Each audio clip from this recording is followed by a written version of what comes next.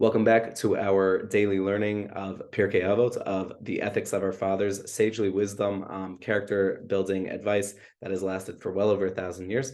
We are continuing in the fifth Mishnah that says Yossi ben Yochanan Ish Yerushalayim Omer, that Yossi ben Yochanan of Jerusalem used to say, Yehi beitecha patuach lervacha, that you should let your house be wide open. Vayhu enim b'nei beitecha ve'al tarbeh sicha ima isha, and that you should let the poor be members of your households, and you should not engage too much in conversation with women. And this, they're saying that this even applies to one's own wife. How much more so does it apply to someone else's wife, to the wife of your friend?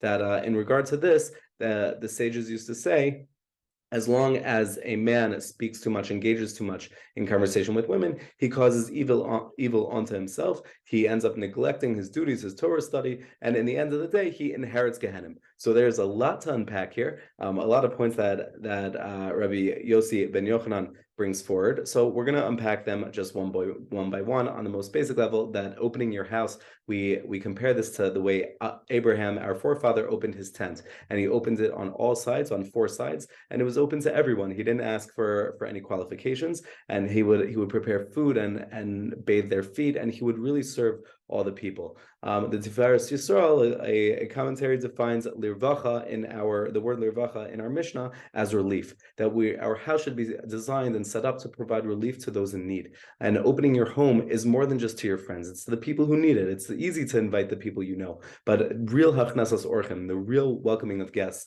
And you see people in our communities today who champion this, and they make guests feel unbelievably welcome, that they're staying in a 5-star resort, and that's what we're doing. We're offering relief. The Gemara in Shabbos on around page 127 says that welcoming guests is even greater than welcoming God's divine presence, than welcoming the Shekhinah. So that is what we aspire to. And when we talk about this idea of speaking with men speaking with women, women speaking with men, the Torah also tells us that when Avram and Sarah opened their tents, they did it in the most modest way. That Sarah spoke with the women and Avram spoke with the men. The Torah is incredibly careful about even the appearance of inappropriate relationships. Right? The Torah discusses relationships ad nauseum and discusses what's healthy relationships and what's appropriate. And one might think that because they're doing a mitzvah, they're opening their home to the masses, that they don't need to be as careful about how the appearances look or how relationships manifest. But even when doing a mitzvah, even when opening your home to those in need, you should still maintain that level of modesty. You should still be mindful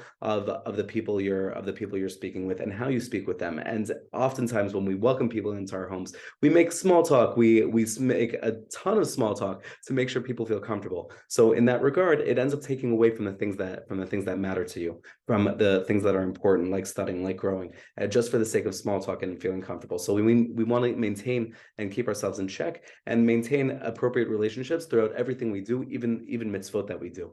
And with regards to one's own wife, that's more of a Rabbeinu Yonah says it's more of a halachic issue that we're not going to get into right now. You can ask me privately, but that's that part of it. And the last part of the Mishnah is what does it mean that for somebody who's going to speak excessively and maybe not maintain the healthiest relationships, why would you say you're inheriting Gehenna? Gehenna is our idea of after we die. We don't believe in this Dante's Inferno levels of hell. Rather, we go through this cleansing process, this temporary stay called Gehenna. So how is it you inherit Gehenna? When you tell people, when you're really upset at people, you don't say, I hope you inherit hell. You say, go to hell, right? You say that, like, I hope at the end of your days you're going here. How do you inherit something?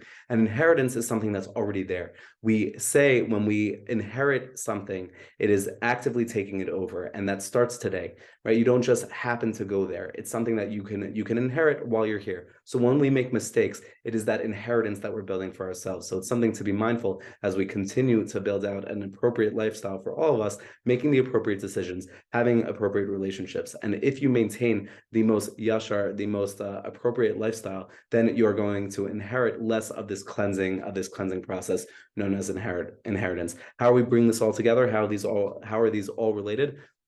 that we need to invest in building ourselves, recognizing the greatness in others and our duty to others, our responsibility to other members of the community, and maintaining appropriate relationships with them, just as we need to maintain appropriate relationships with ourselves. That's what this Mishnah is all about. That we're learning about self-improvement and taking every day, every opportunity to maintain the healthiest lifestyle possible, the most appropriate lifestyle possible. God willing, we should be matzliach, we should be successful in forming those appropriate relationships, opening our home, making those who need feel welcome, offering that relief. And we will continue studying tomorrow. Have an amazing day.